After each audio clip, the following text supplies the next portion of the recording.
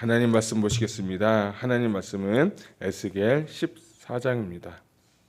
제가 준 성경은 구역 성경 할렐루야. 오늘 새벽에 나오신 여러분들 감사합니다. 오늘 에스겔 14장 답을 정해놓고 드리는 기도라는 제목 가지고 말씀을 나누고자 합니다. 단락 구분해보면 3개의 단락으로 나눴습니다. 1절부터 11절은 이중적인 리더들, 12절부터 20절은 개인적인 구원, 21절부터 23절은 심판의 연기, 이렇게 제가 나눴습니다.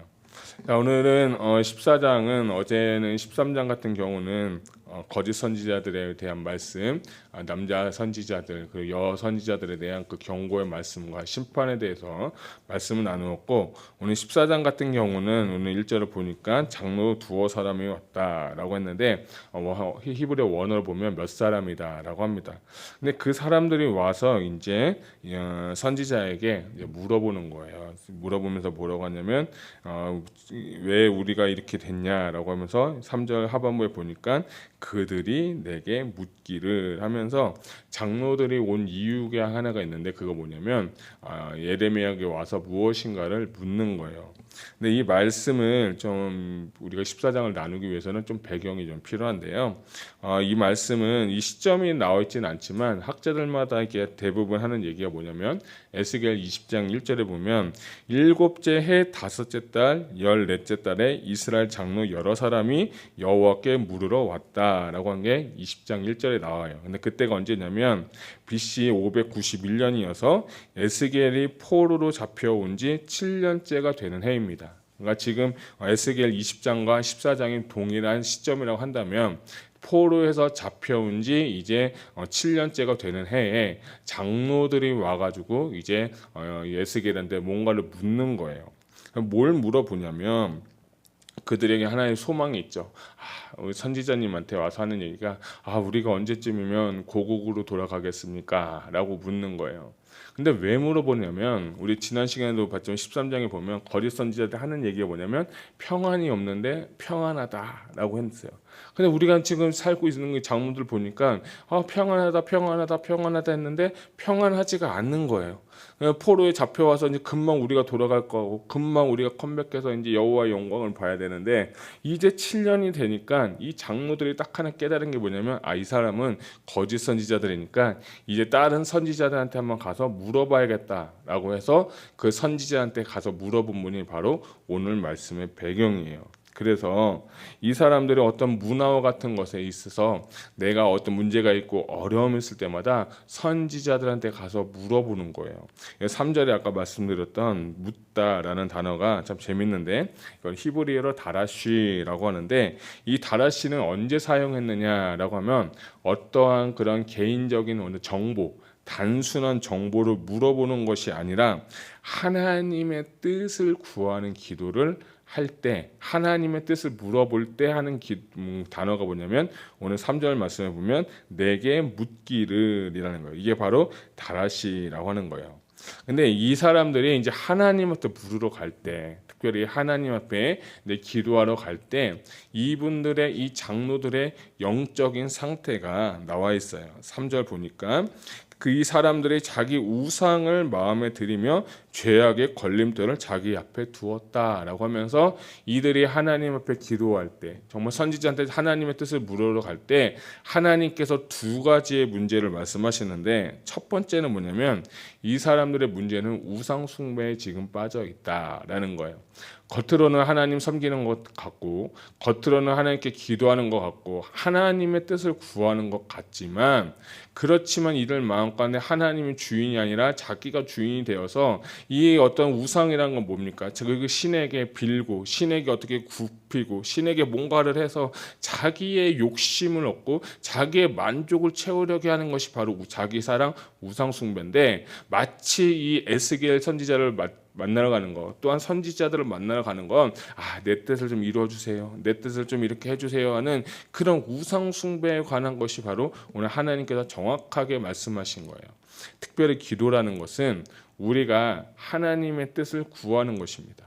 물론 우리가 하나님께 뭔가 구하고 뭔가 하나님 도와주세요 이렇게 하게 해주시는 기도지만, 진짜 우리가 깊은 기도로 간다는 것은 뭐냐, 내 뜻을 관철시키는 것이 아니라 하나님의 뜻이 내 삶 가운데 이루어질 수 있도록 받아들이는 그것이 바로 저는 진짜 기도라고 생각합니다.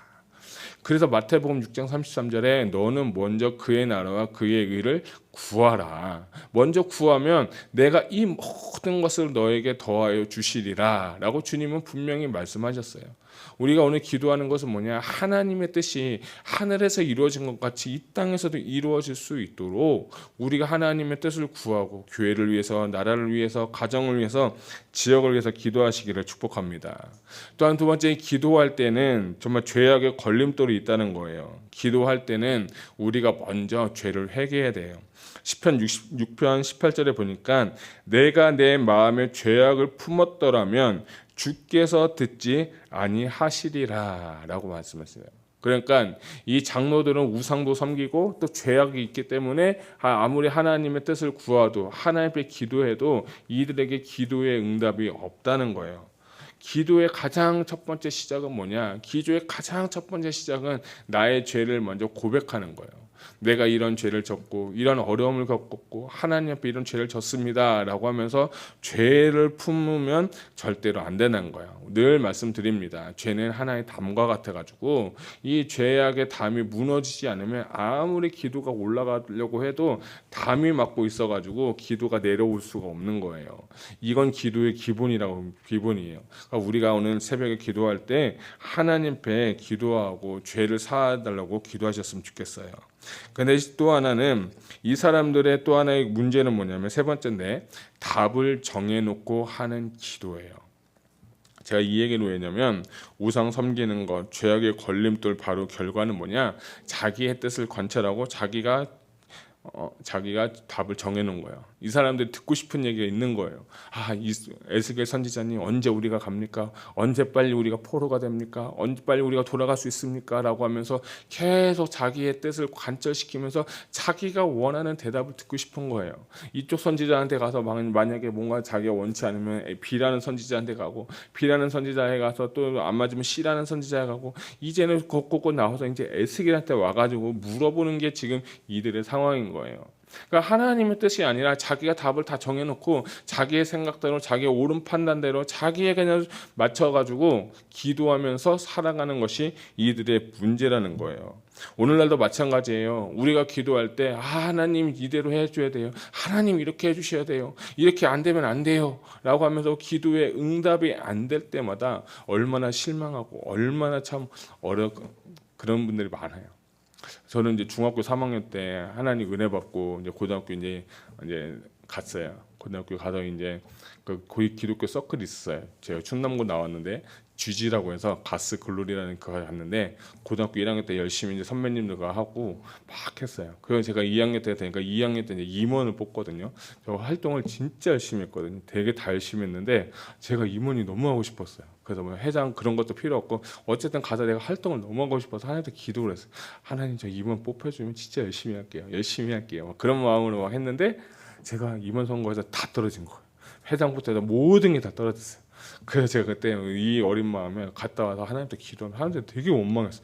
하나님이 살아계시면 왜 나의 기도가 안 들어주냐? 내가 임원을 하게 해달라고 했는데 왜 나 안 들어주십니까? 라고 하면서 제가 굉장히 원망한 적이 있었어요. 근데 지금 생각해 보니까 떨어진 게 하나님의 은혜였어요. 그러니까 목사 됐죠. 그래서 제가 하나님께 감사한 게 뭐냐면 기도의 응답이 안 될지라도 응답이 안 되는 게 응답이다. 그런 믿음이 좀 있어야 하나님께 정말 모든 걸 좀 이렇게 마진을 남겨놓고 하나님의 뜻에 우리가 순종할 수 있는 것 같아요. 이 장로들도 마찬가지. 빨리 우리가 포로에 돌아가야 되는데 언제 이것을 벗어날까 하는 그 조급함과 갈급함 그리고 그 마음에 정말 여유가 없으니까 자기의 뜻대로 하는 그 우상을 섬기는 죄악과 그것 가운데 이 장로들은 자기의 답을 정해놓고 기도하는 거예요. 여러분 오늘은 하나님께서 나에게 뭐라 말씀하시는지 하나님의 뜻이 무엇인지를 먼저 기도하고 구하고 그리고 나의 죄를 회개하고 기도를 통하여서 하나님께 영광 돌리는 오늘 하루 되시기 축복합니다. 자 14절부터 20절까지 보게 되면 개인 신앙 구원에 대해서 나오는데 재밌는 게 있어요. 자기 생명만 건지리라 라는 단어가 바로 9절이 총 4번이 나와요. 14절, 16절, 18절, 20절에 나오는데 우리 14절은 같이 한번 읽겠습니다. 시작. 비록 노아, 다니엘, 욥 이 세 사람이 거기에 있을지라도 그들은 자기의 공의로 자기의 생명만 건지리라. 나 주 여호와의 말씀이니라. 그래서 아까 14절, 16절, 18절, 20절에 자기의 생명만 구한다라는 것이 반복적으로 나오는데, 여러분 그 구원이라는 거는요, 자기가 하나님 앞에서 단독자로 서게 분명히 되어 있습니다.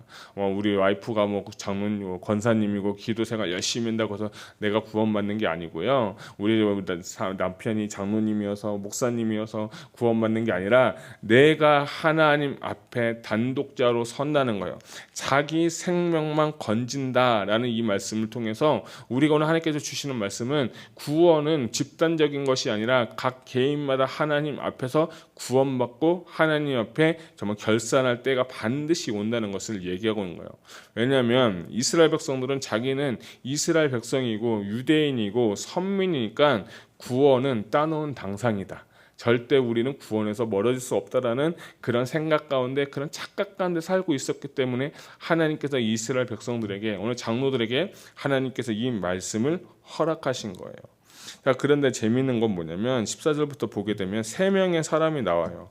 노아, 다니엘, 욥. 왜 이 세 사람을 말씀했냐면, 노아 같은 경우는 창세기 6장 9절에 보니까 홍수 심판 속에서 당대 의인이고 완전한 사람이다 라고 해서 창세기 6장 9절에 나와 있고요. 다니엘 같은 경우는 다니엘 6장 4절 보면 모든 일에 허물과 그릇됨이 없이 충성한 사람이다 라고 다니엘이 묘사가 되어 있고, 욥은 욥기 1장 1절에 보면 순전하고 정직하여 하나님을 경외하며 악에서 떠난 사람이다 라고 하면서, 이 노아, 다니엘, 욥을 의미하는 것은 뭐냐면 이 사람들은 당대의 의인이라는 거예요. 그래서 이 의인들의 이 이유를 이렇게 근거를 드는 이유는 이 사람들이 아무리 의인이라 할지라도 뭐라고요? 자기 생명만 구원할 수밖에 없다라고 하는 거예요. 그러니까 이 얘기를 이스라엘 백성들이 들었을 때는 굉장하게 충격이었을 거예요. 왜냐하면 노아도 다니엘도 욥도 의인이고 그 당시 하나님 앞에 섬긴 사람이어서 가족 구원이겠구나, 민족 구원이겠구나, 우리나라는 다 구원받겠구나 하는 것인데, 하나님께서 하신 말씀은 4번이나 자기 생명만 구한다고 말씀하시면서 각각의 개인 구원에서 말씀하고 있는 거예요. 그래서 저는 참 이 말씀 보면서도 우리가 하나님 앞에서 바로 설 수 있고 각 개인이 하나님 앞에서 구원받고 은혜받고 거듭나서 정말 죄인을 신분에서 벗어나서 의롭게 됨으로 말미암아서 하나님께 영광 돌리고 정말 우리 모두 다 구원받아 천국 갈 수 있는 저와 여러분 되시기를 주님의 이름으로 축복합니다. 교회가 아니에요. 구원은 절대적으로 개인 구원이에요. 자, 우리 21절부터 23절까지는 같이 한번 보도록 하겠습니다. 같이 읽겠습니다. 시작. 주 여호와께서 이같이 이르시되 내가 나의 4가지 중한 벌 곧 칼과 기근과 사나운 짐승과 전염병을 예루살렘에 함께 내려 사람과 짐승을 그 중에서 끊으리니 그 해가 더욱 심하지 아니하겠느냐. 그러나 그 가운데에는 피하는 자가 남아 있어 끌려 나오리니 곧 자녀들이라. 그들이 너희에게로 나아오리니 너희가 그 행동과 소행을 보면 내가 예루살렘에 내린 재앙 곧 그 내린 모든 일에 대하여 너희가 위로를 받을 것이라. 너희가 그 행동과 소행을 볼 때에 그들에 의해 위로를 받고 내가 예루살렘에 행한 모든 일이 이유 없이 한 것이 아닌 줄을 알리라. 주 여호와의 말씀이니라. 아멘.